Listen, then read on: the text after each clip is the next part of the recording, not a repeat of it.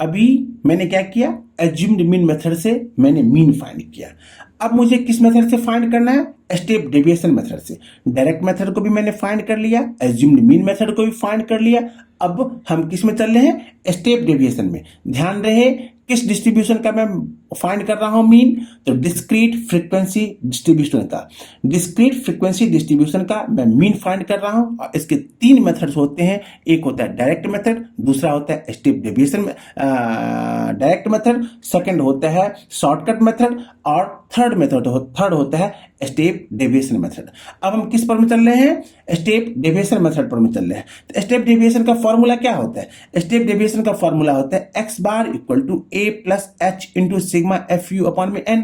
अभी जस्ट मैंने समझाया था आपको। अब a plus h into sigma f u upon में n। अब इससे रिलेटेड एक क्वेश्चन है, उस क्वेश्चन को सोल्व करिए, इसी वे में आसानी से आपको समझ में आ जाएगा। Find the mean wages from the following data. क्या दिया हुआ है, मुझे वेजेस दिया हुआ है। वेजेस मतलब क्या होता है, मजदूरी। मुझे लेबर का मजदूरी दिया हुआ है 800, 820, 860, 900, 920, 980 एंड 1000।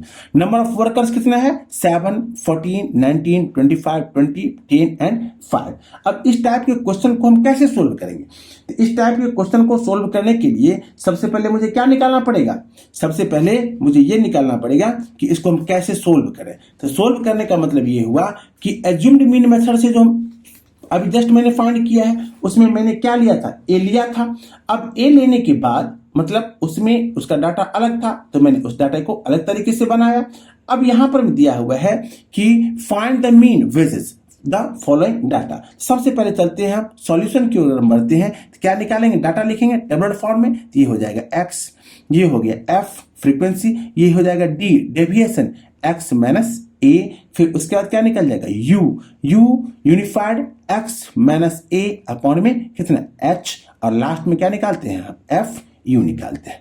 एक्स का वैल्यू कितना दिया हुआ है 800, 820, 860, 900, 920, 980 एंड 1000। क्या दिया हुआ है 1000। 7 मतलब जो फ्रीक्वेंसी दिया हुआ है उस फ्रीक्वेंसी है 7, ये हो जाएगा 14, ये हो जाएगा 19, ये हो जाएगा 25, ये हो जाएगा 20, ये हो जाएगा 10 और ये हो जाएगा 5। अब हम क्या फाइंड करेंगे, डी। जस्ट मैंने बताया था आपको कि डी फाइंड करने के लिए क्या चाहिए मुझे, एक्स माइनस ए।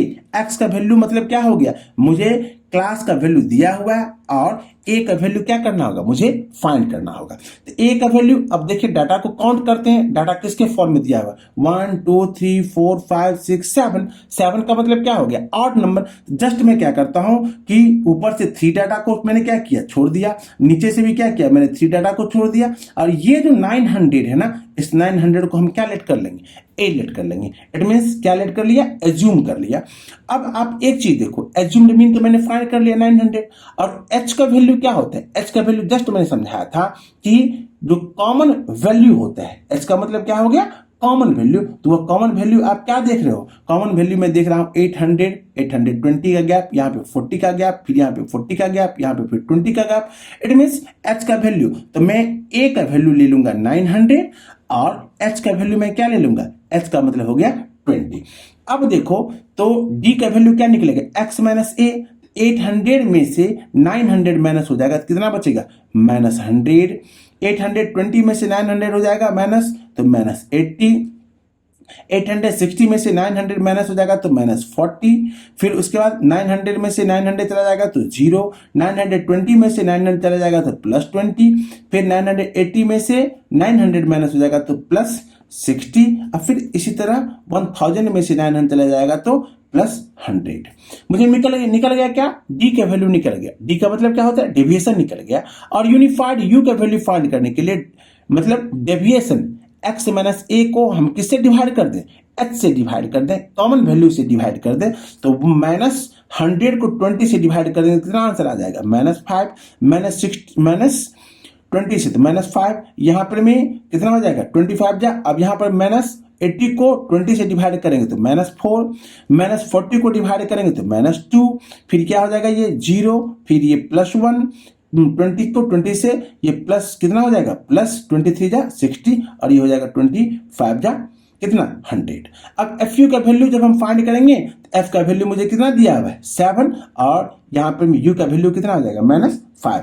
आंसर क्या निकल जाएगा -35 -56 मल्टीप्लाई करेंगे -38 फिर कितना 0 फिर यहाँ पे कितना हो जाएगा 20 को 1 से मल्टीप्लाई करेंगे तो ये हो जाएगा 20। ये 10 से 3 से मल्टीप्लाई करेंगे 10 3 जा 10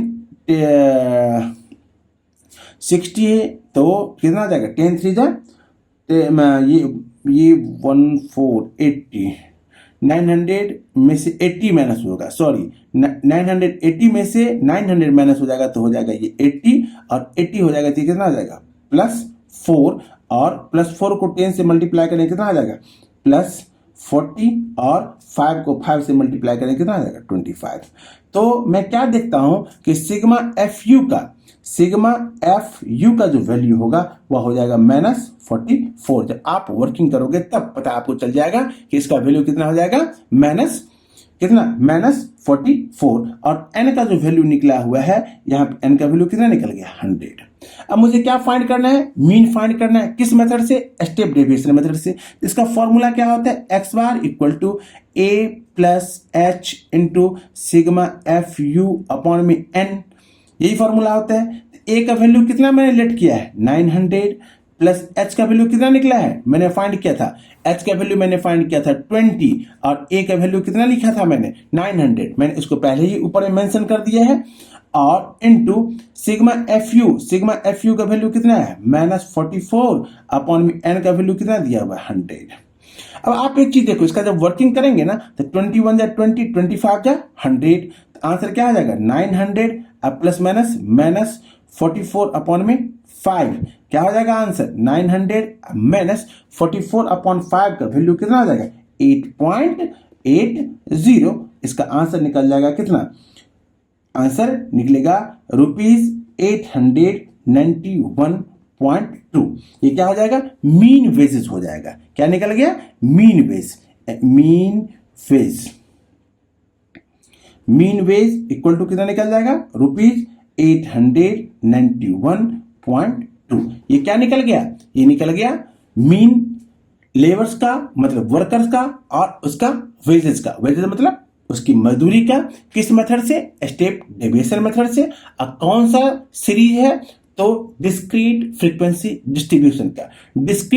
डिस्ट्रीब्यूशन का जो 3 मेथड था direct method assumed mean method और स्टेप डेविएशन मेथड, इन तीनों डेविएशन मेथड का मैंने क्या पढ़ लिया फॉर्मूला पढ़ लिया, साथ ही साथ उससे रिलेटेड जितने भी एग्जाम्पल थे as far as we know that मतलब जितना हम जानते हैं उतना मैंने आपको दिया और उसके साथ साथ इससे रिलेटेड क्वेश्चन भी मैं सर्च करके आप लोगों को प्रोवाइड करवाऊंगा, साथ ही साथ पीडीएफ भी इसका अटैच कर दूंगा डिस्क्रिप्शन में और उससे रिलेटेड क्वेश्चन को भी मैं क्या करूंगा आप लोगों को सोल्व करके दूंगा। तो आप लोग कम से कम इस क्वेश्चन को वीडियो को देखें और देखने के बाद उसके बारे में कमेंट्स में बताएं कि कैसा क्वेश्चन लगता है, कैसा क्वेश्चन मैंने आपको दिया। साथ ही साथ आपको इससे भी स्टैंडर्ड देखिए जो मैंने क्वेश्चन दिया है ना वो स्टैंडर्ड और बेसिक दोनों के बिहेवियर से दिया है, इसीलिए आप लोग इसे शांति से बनाओगे तो आपको समझ में आएगा। साथ ही साथ इस क्वेश्चन को सोल्व करने के बाद आप लोग कमेंट में ये कहोगे कि कैसा क्वेश्चन है, उसके अकॉर्डिंग मैं आपको और इससे बढ़िया बढ़िया क्वेश्चन आपको मैं प्रोवाइड कराऊंगा, साथ ही साथ एनसीईआरटी का सॉल्यूशन भी मैं आपको